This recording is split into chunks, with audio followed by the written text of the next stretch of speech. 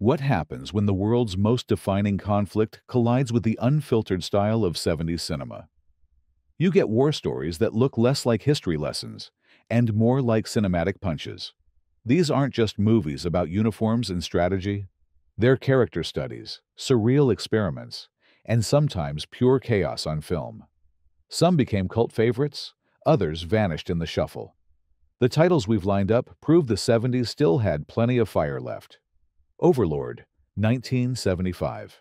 Imagine blending real combat footage with a fictional story so seamlessly that you can't tell where history ends and cinema begins. That's exactly what Overlord does. Directed by Stuart Cooper, the film follows a young British soldier named Tom, plucked from civilian life and thrown into the whirlwind of training, preparation, and eventually the D-Day invasion. Unlike many war films of its time, Overlord doesn't lean on heroic speeches or massive set pieces. Instead, it's intimate, restrained, and devastatingly human. What makes it unforgettable is its use of archival material from the Imperial War Museum. You're not just watching actors march and drill, you're seeing real footage of paratroopers boarding planes, ships assembling, and battle chaos. The effect is eerie, almost ghostly, as if Tom is walking straight into the preserved memories of those who actually lived it. The cinematography, shot in stark black and white, only heightens the film's timeless quality. Rather than giving us clear heroes and villains, Overlord asks us to step into the shoes of an ordinary young man caught in something far bigger than himself. It's not just about war, it's about youth, vulnerability, and inevitability. Critics at the time were unsure how to categorize it. Too realistic to be fiction, too artistic to be documentary. But decades later, Overlord is considered one of the boldest war films of its era. It doesn't glorify, it doesn't lecture, it lingers, reminding us that history isn't just dates in a book. It's human lives, fragile and fleeting. The Last Escape, 1970. Prisoner of war movies often show clever escapes, but few capture the nail-biting tension quite like The Last Escape. Starring George Maharis and Ben Gazzara, this under-the-radar gem drops us into a daring breakout attempt at the tail end of the war. What sets it apart is its blend of classic escape tropes with a relentless pace that keeps the pressure on both characters and viewers. The film introduces a group of Allied prisoners who must find a way out before they're transferred deeper into enemy territory. From the first act, you're thrown into an atmosphere of suspicion, double crosses, and desperate timing. While it doesn't boast the same budget or star power as The Great Escape from the 60s, it makes up for it with grit and urgency. Maharis delivers a grounded performance as a determined leader, while Gazzara brings his trademark, intensity. Their chemistry adds layers to the dynamic, making it less about one man's cleverness and more about teamwork under impossible odds. Unlike larger Hollywood productions, The Last Escape doesn't drown itself in spectacle. Instead, it thrives on small details, coded messages, hidden tunnels, and fleeting moments of trust between men who know failure means everything ends. While not a massive box office hit, the movie quietly earned a reputation among fans of war thrillers as a stripped-down, suspense-driven entry that holds its own decades later. It's a reminder that you don't always need explosions or sweeping epics to deliver high-stakes storytelling. Sometimes claustrophobic tension is enough. Tora, 1970. Few films have tackled Pearl Harbor with the same scale and precision as Tora. Released in 1970, this ambitious co-production split its storytelling between American and Japanese perspectives, making it one of the most balanced portrayals of the infamous attack ever filmed. On the American side, director Richard Fleischer handled the build-up bureaucratic delays, intelligence warnings, and military underestimations.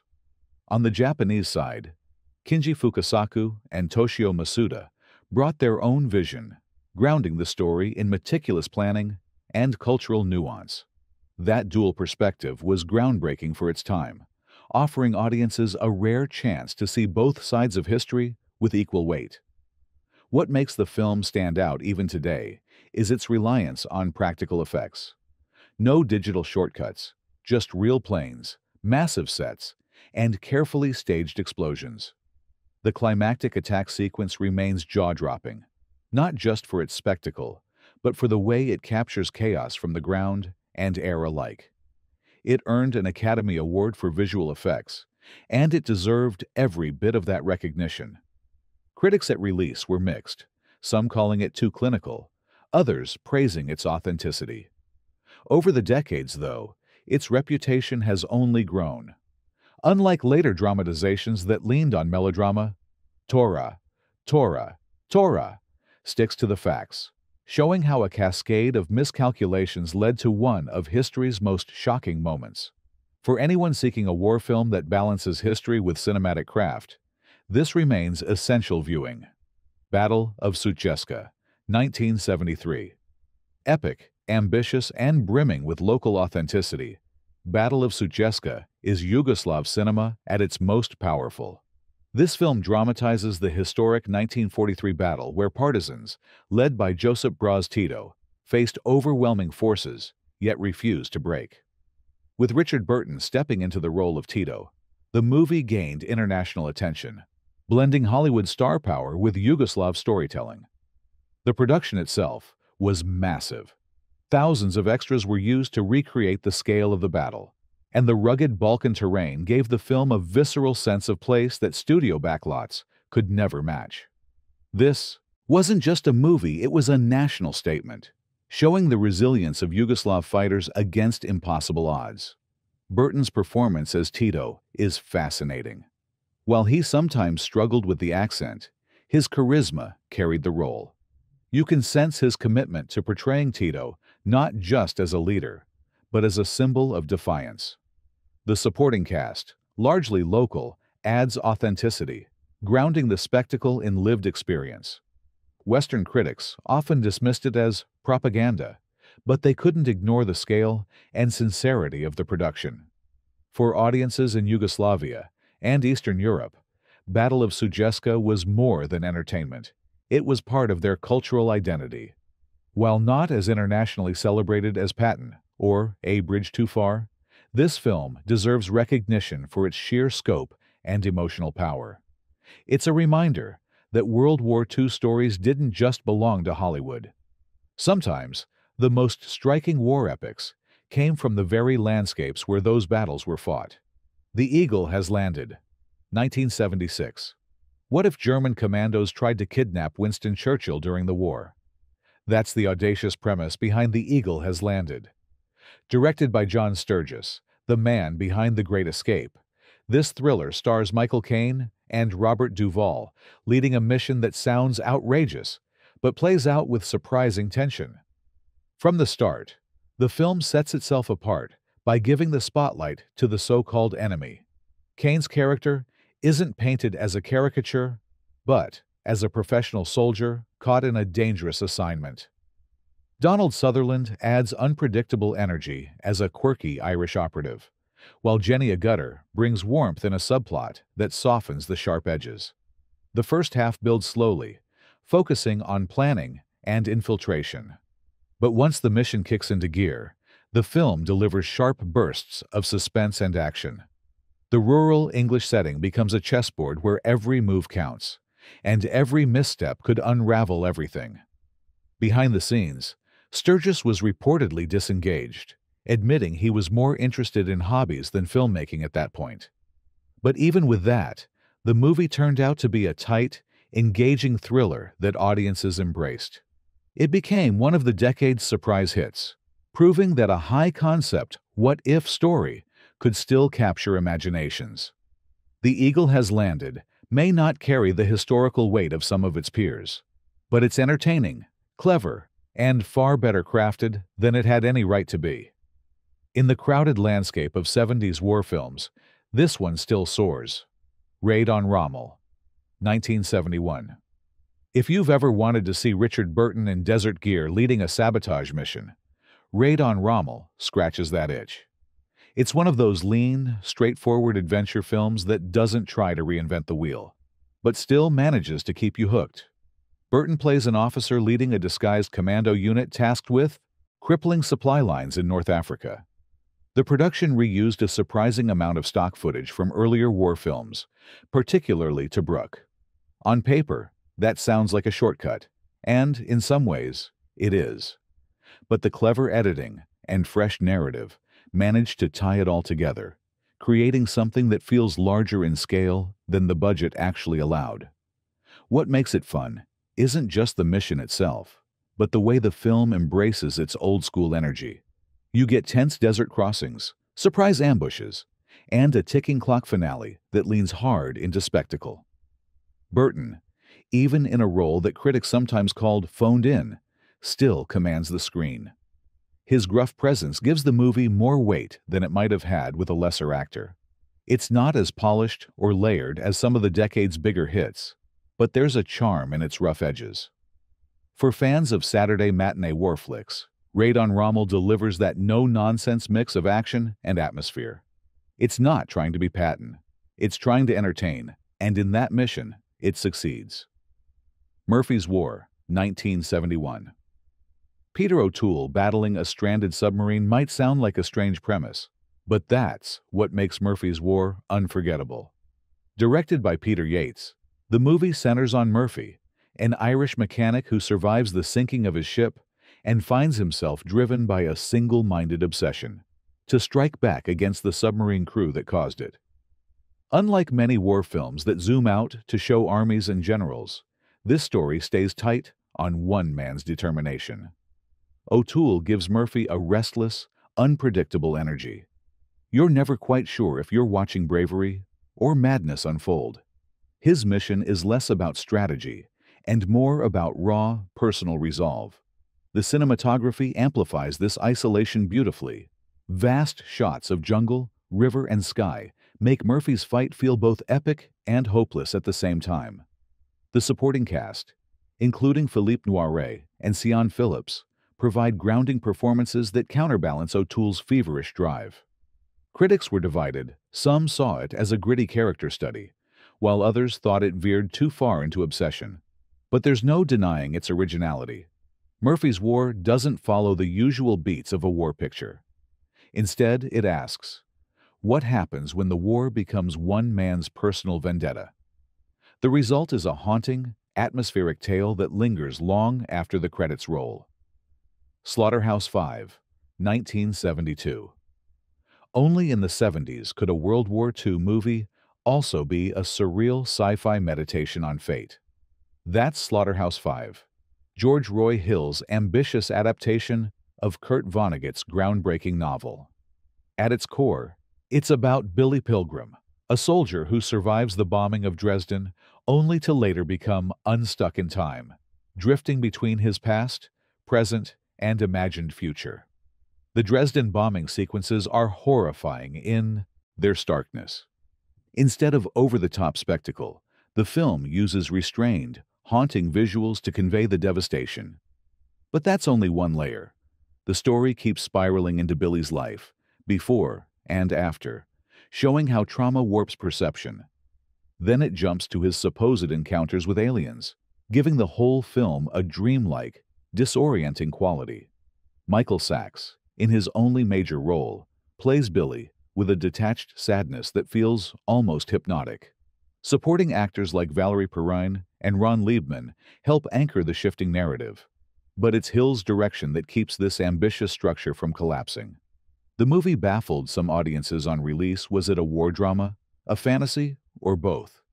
But over time, it's been celebrated as a bold experiment that captured the essence of Vonnegut's vision better than anyone thought possible. Slaughterhouse-Five isn't just a war film. It's a reminder that conflict doesn't end when the shooting stops. It echoes in memory, trauma, and imagination.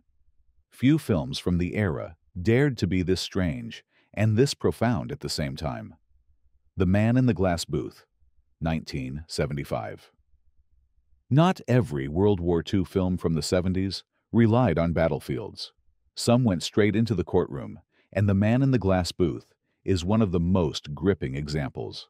Adapted from Robert Shaw's play and directed by Arthur Hiller, it stars Maximilian Schell in a powerhouse role that earned him an Academy Award nomination.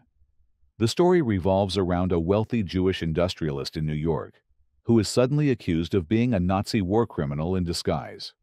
He's arrested and put on trial, where his identity and past are dissected in excruciating detail. The brilliance of the film lies in its ambiguity. You're never entirely sure what's real and what's performance until the very end. Schell is magnetic. His courtroom monologues shift from rage to wit to despair in a way that keeps you riveted. Every word feels like it could tip the scales. The movie doesn't rely on action sequences, but on psychological tension, and it works because the writing and acting are that strong. Some critics found it too theatrical, reflecting its stage origins, but others hailed it as a daring exploration of guilt, identity, and justice in the shadow of war. It may not have mass-market appeal, but as a chamber piece about the lingering scars of the Second World War, it's unmatched. For viewers who like their war stories layered with philosophy and moral puzzles, The Man in the Glass Booth is essential viewing. The Odessa File, 1974. Not all war stories end when the fighting stops, and The Odessa File proves it.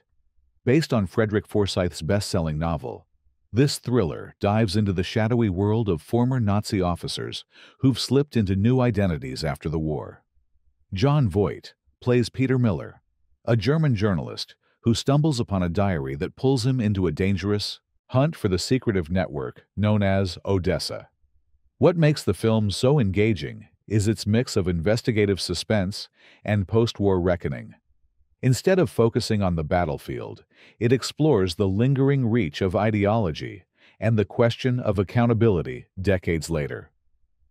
Miller's journey takes him through a maze of cover-ups, conspiracies, and chilling encounters with men determined to bury the past at any cost. Directed by Ronald Neame, the film balances its thriller mechanics with sharp atmosphere. Hamburg's gray streets, shadowy offices, and tense confrontations create a mood that feels both contemporary and haunted by the war's shadow. Voight gives one of his most underrated performances, playing Miller as determined yet vulnerable, someone in over his head, but unwilling to back down. Upon release, critics praise the film's tense pacing and willingness to tackle uncomfortable questions. While it's technically set in the 60s, its DNA is tied to the Second World War, the crimes committed, the escape routes used, and the haunting aftermath left unresolved.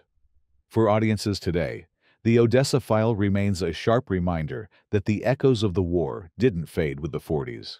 They lingered, resurfaced, and demanded to be confronted. Winter Soldier, 1972. Sometimes the most powerful war films don't come from Hollywood sets. At all, they come from testimonies. Winter Soldier is one of those rare documentaries that captures raw voices reflecting on conflict. And while its main focus is the Vietnam era, it's often grouped with Second World War retrospectives because of how deeply it grapples with morality, memory, and accountability. The film presents a series of veterans sharing their experiences, unfiltered and unpolished. There are no staged battle scenes, no Hollywood stars, just stark honesty. What connects it to the Second World War tradition is the way it forces audiences to think about what soldiers carry long after the fighting is over. The questions raised about responsibility, obedience, and humanity are the same ones sparked by Nuremberg and the echoes of the 40s. For audiences in the early 70s, this was not comfortable viewing. It wasn't entertainment. It was a confrontation with truth, spoken straight into the camera by the people who lived it. Some praised its courage. Others dismissed it as too raw or political. But there's no denying the impact. While it's less conventional than other titles on this list, Winter Soldier deserves recognition for expanding the conversation of what a war movie can be. It shows that the legacy of conflict isn't just written in history books or recreated with special effects. It lives in memory, in testimony, and in the moral weight carried by those who return. Escape to Athena, 1979. What happens when a war film decides to mix serious stakes with swinging 70s flair? You get Escape to Athena. Set in occupied Greece, the movie stars Roger Moore as a camp commandant, who's less cruel overseer and more opportunistic wheeler-dealer. Into this mix comes a ragtag group of prisoners plotting not only their freedom, but also the theft of hidden treasures. The tone is wildly different from many other war films of the decade. Instead of relentless grit, it leans into heist movie energy, with light comedic touches balancing the tension. Moore brings his signature charm, clearly enjoying a role that lets him play both suave and slippery.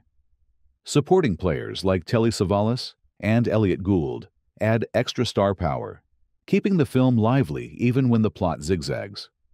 Critics were divided, unsure if the movie wanted to be a serious war story or a tongue-in-cheek caper. But that blend is exactly what gave it cult appeal later on. For audiences used to grim portrayals, Escape to Athena offered something fresh, a reminder that even in the darkest settings, people looked for moments of levity, survival, and sometimes greed. It may not stand beside Patton or Cross of Iron in terms of gravitas, but it delivers pure entertainment with a wartime twist. If you're looking for a lighter, adventurous entry to balance the decade's heavier hitters, this one is worth revisiting. Cross of Iron, 1977. If there's one film that tears apart the myth of glory in combat, it's Sam Peckinpah's Cross of Iron. Starring James Coburn, James Mason, and David Warner, it's a brutal, unflinching look at German soldiers on the Eastern Front. Instead of romanticizing, it digs into cynicism, betrayal, and survival in a war that offers no easy victories. Coburn plays Sergeant Steiner, a weary but capable soldier constantly clashing with his aristocratic officer, played by Maximilian Schell. Their dynamic drives the story, Steiner fighting for the men beside him, Schell's character fighting for medals and prestige. That tension explodes into conflict not just with the enemy, but within their own ranks. Peckinpah, known for The Wild Bunch, brings his trademark slow-motion intensity to the battle sequences. Explosions tear through the screen, but what really lingers is the exhaustion and disillusionment on the faces of the soldiers. This isn't about winning. It's about not collapsing before everything around you does. When it was released, Cross of Iron shocked audiences. Some critics thought it went too far. Others hailed it as one of the most honest depictions of war ever filmed. Even legendary director Orson Welles reportedly called it the best war film since All Quiet on the Western Front. For anyone who thinks war cinema should strip away illusions and get to the raw truth, Cross of Iron remains essential. It's not comfortable, but that's exactly the point. A Bridge Too Far, 1977. Sometimes war isn't about glorious victories. It's about ambitious plans that collapse under their own weight. That's the heart of A Bridge Too Far. Richard Attenborough's massive retelling of Operation Market Garden, the bold but doomed Allied attempt to secure bridges across the Netherlands in 1944. The scale of this movie is staggering. It brings together one of the most star-packed casts of the decade. Sean Connery, Michael Caine, Robert Redford, Anthony Hopkins, Gene Hackman, and Laurence Olivier, to name just a few. Each actor embodies a different piece of the operation, whether it's the paratroopers on the ground, the generals plotting strategies, or the locals caught in the crossfire. Attenborough spares no detail. He dives into logistics, politics, and the human toll, showing not just the bravery of those involved, but also the missteps and overconfidence that led to disaster. The film doesn't rush. It takes its time to lay out the stakes, then drops viewers into battle sequences that are as chaotic as they are breathtaking. At release, critics were split. Some thought it was too long or too detailed, while others hailed it as a monumental achievement in historical filmmaking. Over time, it has been recognized as one of the most thorough and ambitious war epics of the 70s. A Bridge Too Far doesn't hand audiences a tidy victory. Instead, it forces you to watch the unraveling of a grand plan, reminding us that even the best intentions can falter under the weight of reality. It's heavy, sprawling, and unforgettable. Holocaust 2000, 1977. At first glance, you might not expect Holocaust 2000 to end up on a list of war-related films. But look closer, and you'll see why it fits. Directed by Alberto De Martino and starring Kirk Douglas, it's a dark allegory that uses echoes of the Second World War to frame a story about destruction, power, and humanity's fear of repeating the past. Douglas plays a powerful industrialist who becomes convinced that looming catastrophe is tied to a massive construction project. The movie blends political thriller with apocalyptic vision, often using imagery and dialogue that directly reference wartime atrocities and the dangers of unchecked authority. While some audiences dismissed it as too sensational, others saw it as a bold attempt to connect past horrors with present anxieties. The shadow of the Second World War hangs heavy over the narrative, even when the setting feels modern. That's what makes it an unusual but fascinating addition here. It shows how the war's legacy shaped not only straightforward battle films, but also the paranoia-driven thrillers of the 70s. Kirk Douglas, always magnetic, anchors the story with intensity. His performance keeps the more extravagant elements grounded, reminding viewers that beneath the spectacle lies a very real warning. History has a way of echoing, sometimes when we least expect it. It may not be the most traditional entry on this list, but Holocaust 2000 proves that the specter of World War II was everywhere in 70s cinema, even in the strangest corners. And that wraps it up. 15 World War II films from the 70s that prove the decade never ran out of stories to tell. From surreal journeys, like Slaughterhouse-Five, to the raw grit of Cross of Iron, these movies show how filmmakers kept reinventing history on screen. Which of these is your favorite, and which deserves more recognition? Let us know in the comments. Subscribe for more deep dives, and remember, history lives on through the stories we keep watching.